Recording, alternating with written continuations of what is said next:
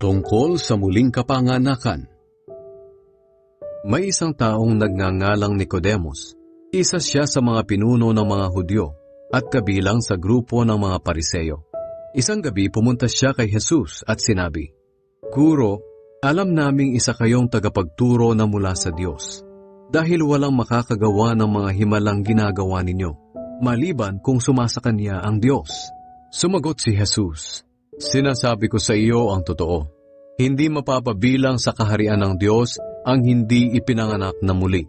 Nagtanong si Nicodemus, "Paanong maipapanganak muli ang isang taong matanda na?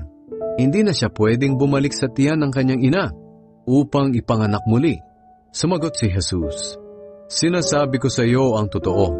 Hindi mapapabilang sa kaharian ng Diyos ang hindi ipinanganak sa pamamagitan ng tubig at banal na espiritu. Ang ipinanganak sa pamamagitan ng tao ay may pisikal na buhay.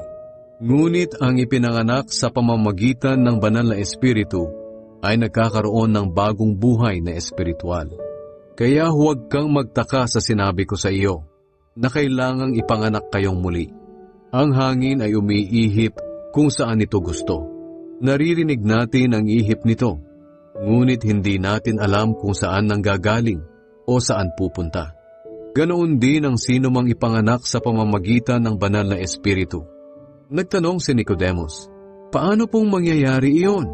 Sumagot si Jesus, "Isa kang tanyag na tagapagturo sa Israel, pero hindi mo ito alam? Sinasabi ko sa iyo ang totoo. Ipinapahayag namin ang nalalaman at nasaksihan namin, ngunit hindi ninyo tinatanggap. Kung hindi kayo naniniwala sa mga sinasabi ko tungkol sa mga bagay dito sa mundo, paano pa kaya kayo maniniwala sa mga sasabihin ko tungkol sa mga bagay sa langit?